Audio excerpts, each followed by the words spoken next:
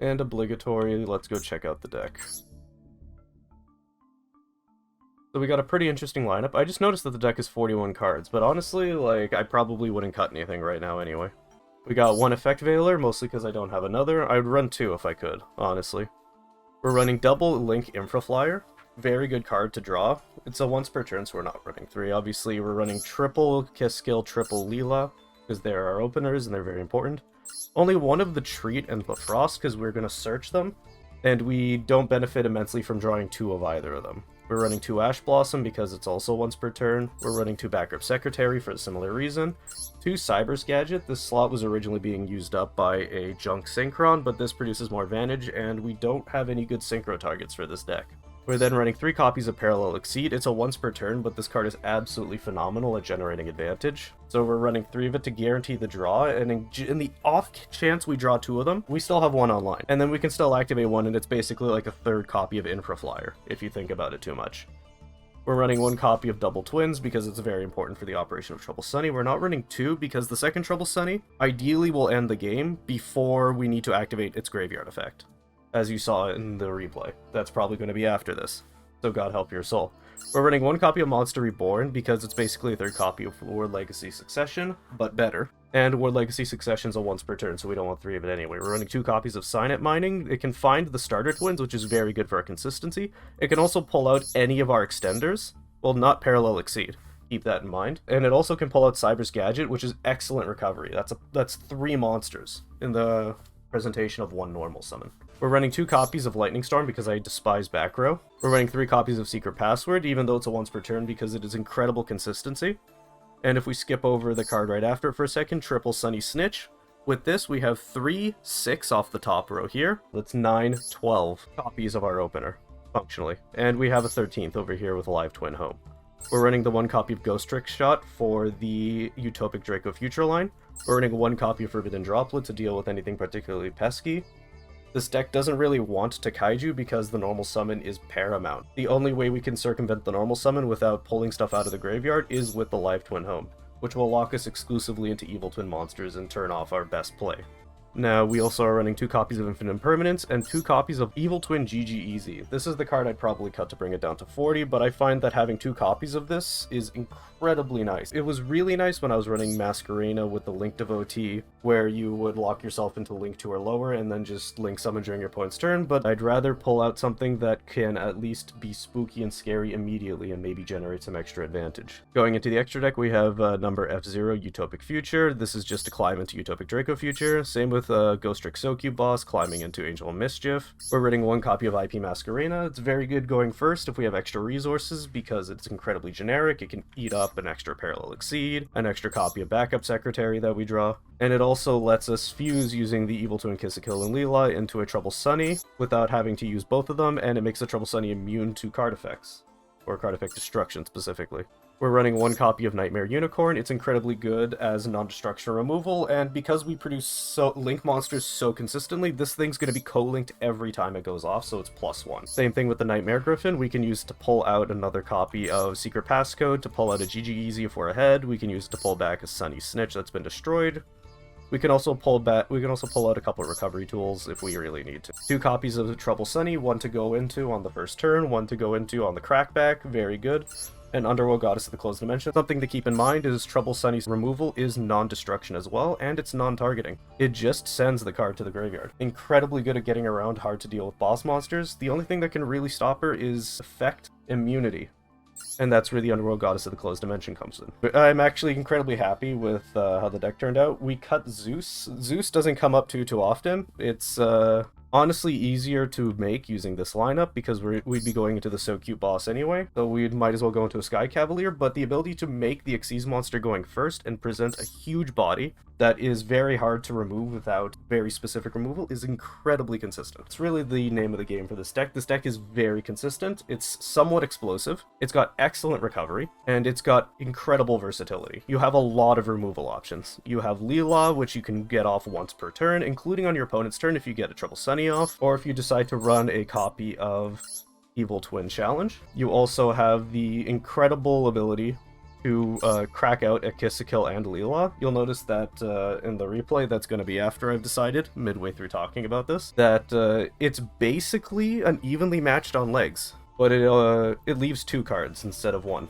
But on the bright side, it doesn't matter how many cards you have on the field. You can build a board and then just strip your opponent down to 2 cards, make an Underworld Goddess to bring him down to 1, and then what, you can still have... Utopic Draco Future realistically will still be out. If that last card tries to do anything, it's yours. Easy game, easy life. Now this guy's scary. This guy claps cheeks.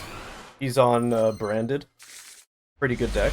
Very good deck, I have to say. I'm on really jank Livetwin bullshit. We're immediately going to go for a Sunny Snitch. We're going to search for a Lila Treat for some consistency.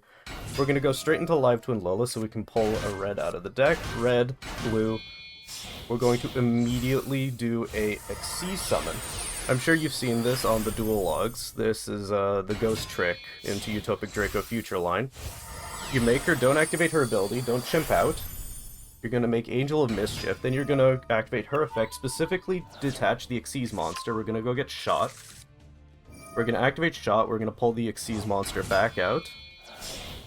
God bless So Cute, boss. For real, for real. We're going to make the second Angel of Mischief. And then we're immediately just going to go straight into Utopic Future.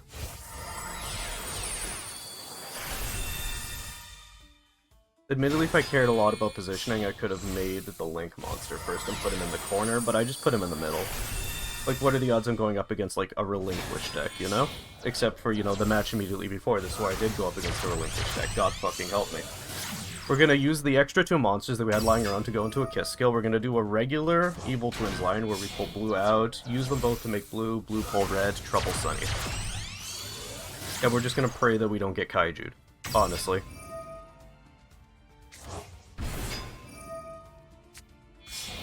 Oh, you hate to see it. That's a Garnet. Well, not really. It's perfectly usable from the hand, and we have plenty of avenues to discard it. But we can still get some advantage, even though we did draw it. He's gonna go for a Lightning Storm. I thought I was dead here.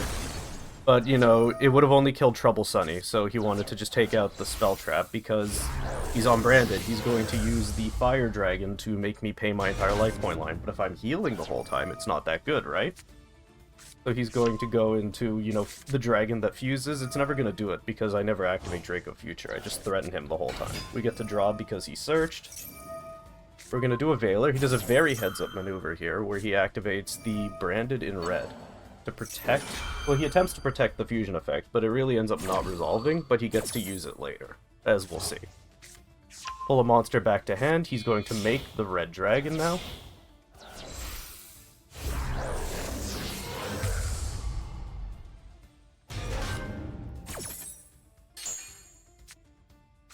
And he gets another Branded in red for his efforts.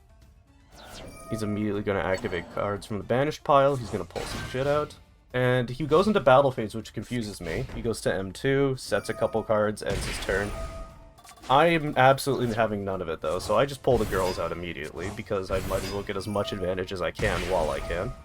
I'm going to just pull that off the field. I know it can special summon itself, but I need to start applying pressure immediately if I want to close out this game before he runs me over. Because while I do get quite a bit of advantage from red, he gets a lot more from his entire deck.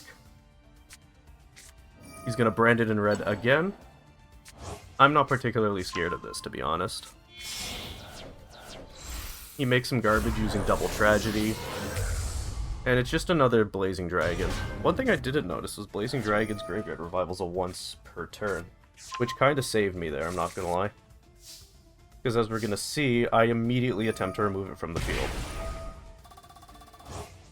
Get her out of there.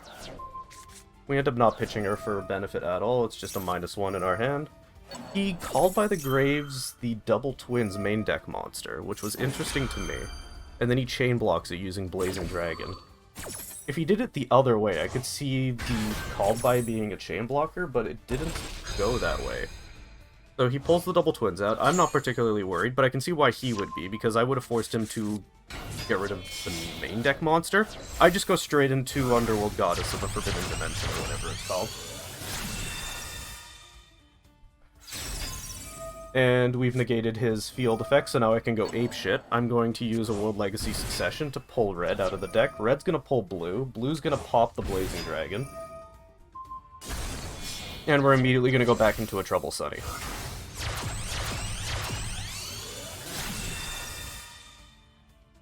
And the game is over now. We're going to slam 3k into 0 because we can afford it. We're gonna go Utopic Draco Future in, Trouble Sunny, activate Trouble Sunny, get the girls, and it's lethal. God, I love that combo. That's 5,500 damage from one normal summon. Absolutely bonkers. Good game, though. A lot of fun. Really had me thinking.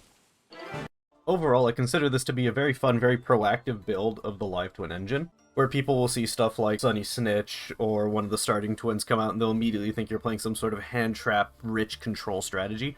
You can absolutely blindside them by bringing out huge bodies that are either really hard to move from the field or refuse to stay in the graveyard, forcing your opponent to spend more resources doing dumb shit like using Called by the Grave on a main deck monster that I probably wasn't going to summon in the first place. Another great thing about the strategy is because it's a rank 2, of course, you can go into Sprite in the TCG now. In Master Duel, we still don't have that yet, but we do have access to a lot of other things. Because the engine is so consistent, we can fill the deck with random garbage. We can run stuff like Malicious and Denier so that we can use a Destroyer Phoenix Enforcer line with Verite Anaconda, a card you can make off of one of the twins by themselves. Very nice. Junk Synchron is able to pull either twin out, and you can immediately go into a Junk Speeder and make a level 8 Synchro monster. For example, Borreload Savage Dragon targeting one of your Trouble Sunnies. Very potent if I do say so myself. You can do Sky Cavalier Centuria, go into a Downer Magician into a Zeus. You can also fill your deck with stuff like Artifact Ignition. A great thing about the artifacts is you can make Scythe, and you can pop Scythe yourself during your opponent's turn. You can either do it with the Destroyer Phoenix Enforcer if you're desperate, but I personally like to do it with a Leela, because you can go directly into a red and then use the blue as material for something else, like, say, getting a Nightmare Griffin Lock, which is an excellent card to have since you're able to spit out these Link 2s that can point in whatever direction you need, and you can just fill the board and still have all the effects be online. Very nice. Another great thing about the deck is because it's able to build a board more efficiently from empty than from full, that means that every time your opponent clears the field, or every time you intentionally let your field get cleared, so you can run stuff like Evenly Matched is an excellent piece of removal that I was running at 3 while I was testing out the deck and figuring out what I wanted it to do. It also means that you can Cyframe Gear Gamma pretty reliably. And honestly, because of all of the concern that your opponent's going to have with all the hand traps, like running a few like, say, the Ash Blossoms and the Effect Veiler, your opponent's going to be playing really safe. They're going to try to make sure that their board doesn't get completely blown out, which means that they can't commit to killing you on the second turn of the duel, because they're going to be playing around a bunch of random dumb shit. Like, you could just set Forbidden Droplet. You could pitch, like, 1,000,000 Garnets, even with this deck here. This deck is playable, just barely. But the real important thing is, because Trouble Sunny represents 5,500 damage by herself, if you can pull out 2,500 attack points from somewhere else, you can kill in one turn. And it's really easy to do. Utopic Draco Future does it, Destroyer Phoenix Enforcer does it, Cyframe Lord Omega and Borreload Savage Dragon can both do it. Even the Junk Speeder, in certain situations, is able to do it. But most importantly, this deck isn't one of those cringe-ass Nene baby control decks where you just sit there and play 1,000,000 hand traps and wait for your opponent to just run out of shit and then concede. I think that the Livetwin and Evil Twin aesthetics are absolutely amazing, and I am elated that I've made a viable deck out of them. If only I had the money to make this deck in real life.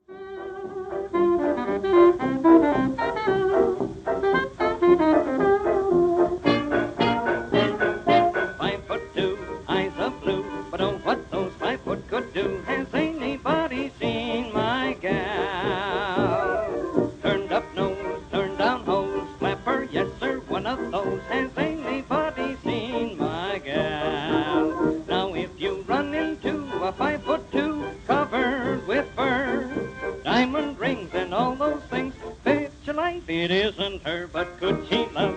Could she woo? Could she coo? Has anybody seen my gal?